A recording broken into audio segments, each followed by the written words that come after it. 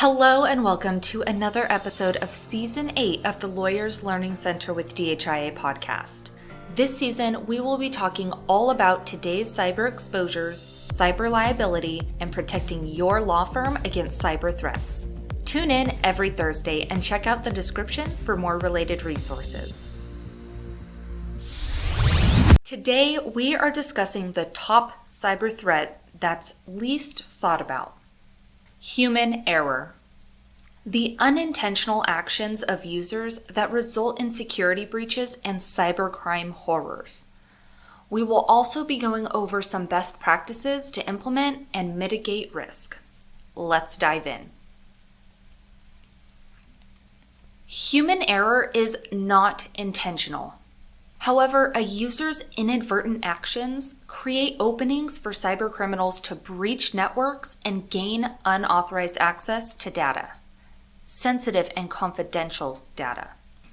Human error actions include clicking on phishing links, downloading malicious attachments, falling victim to social engineering tactics, using weak passwords, neglecting essential security practices, mishandling sensitive information, etc.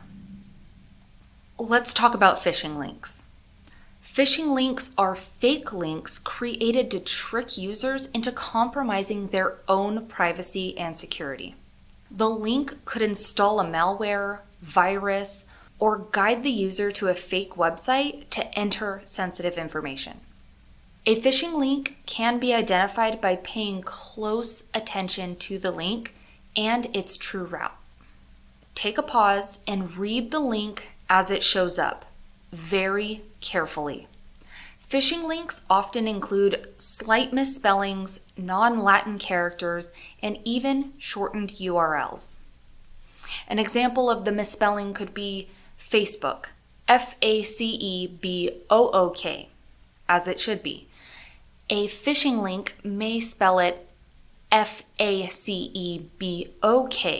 or have 3 O's in there or 2 E's. You need to read the links very carefully. And if something is very fishy about the email, you can try right-clicking on the embedded link, copy that link, and paste it into a program like Notepad. This will reveal the true web address and can expose criminal intentions. Although phishing links have become even more popular, malicious attachments are still out there and actively being used by cybercriminals. Malicious attachments are designed to compromise or damage the victim's computer system. Similar to the ransomware attack in 1989 that used a floppy disk, the attachment has the ability to disguise itself as something relevant to the user in order to infiltrate the system, to infect the device and destroy files, appear harmless or broken to exfiltrate files, or to even lock up the device and present a ransom note. Zip files are the most commonly known red flag attachment. If someone is sending you a zip file, it is always best to call that person to confirm they actually sent the email, even if it came or seemingly came from their email address. The sender could have been hacked, making calling that person your best chance to confirm. Or the cybercriminal could have disguised their own email to appear like the trusted sender that you have.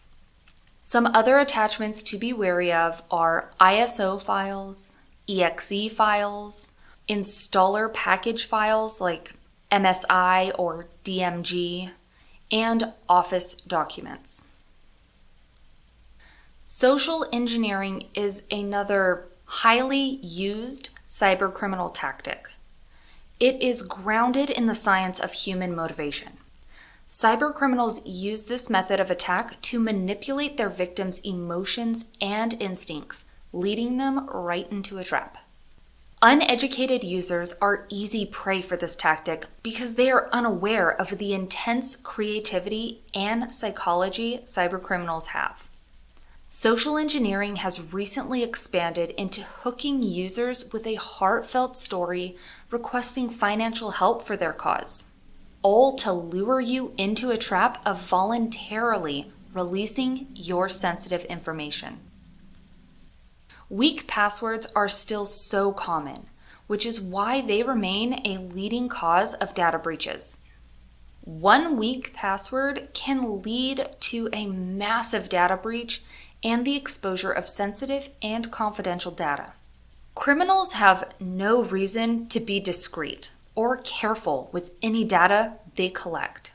So fortify security defenses to make sure your data doesn't get caught in the net of a cybercriminal. Create strong and lengthy passwords that are completely random and vastly different between accounts. Then reinforce that strong password with a multi-factor authentication method. With all these human errors, security practices are so important. Drawing up guidelines and creating a playbook so employees know how to configure security settings and follow security protocols and procedures is necessary to the cyber health of a company. The absence of security protocols and procedures makes it easy to neglect best practices. If you don't know and you're not told, you don't know.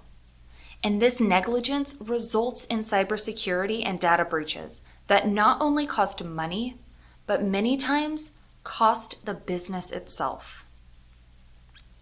The handling of sensitive information may not necessarily seem or feel like a security topic, but it is. The mishandling of sensitive information can have serious consequences.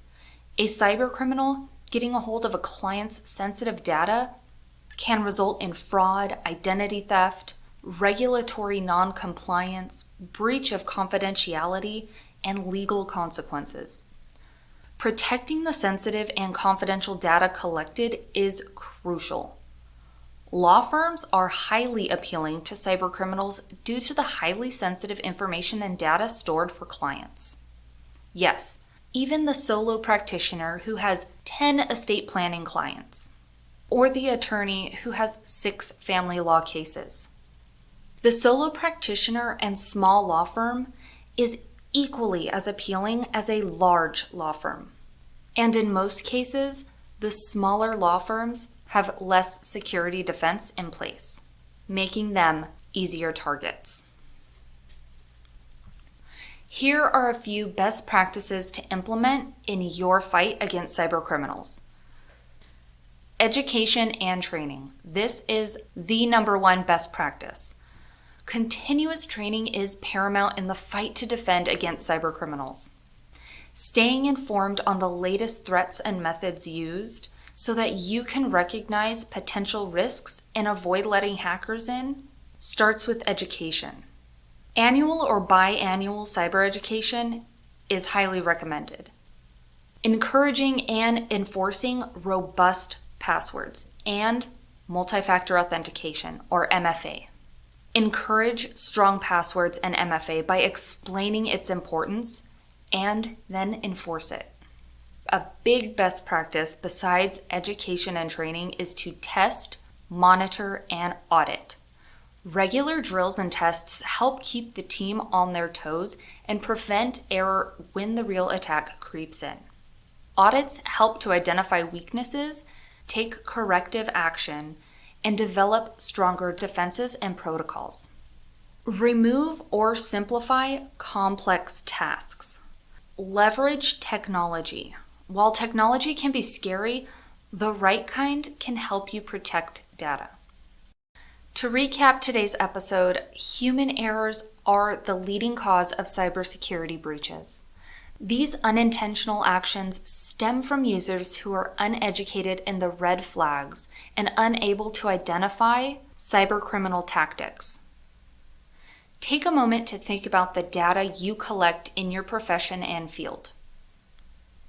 Then think about the horrors that will storm in should any of that data leak out, be stolen, or be held ransom. Now, what you're feeling right there, use that to drive cybersecurity best practices and ensure all defenses against cybercriminals are strong, reinforced, and consistently reviewed. Thank you for tuning in to the Lawyers Learning Center with DHIA podcast. We are so glad you're here with us and hope you enjoyed today's episode. If you did, we invite you to subscribe to the podcast and share the episode with someone you think could benefit from it. Please leave your thoughts or questions in the comments. Help us improve and better serve you. Subscribe to the podcast or sign up for email reminders to make sure you catch every episode.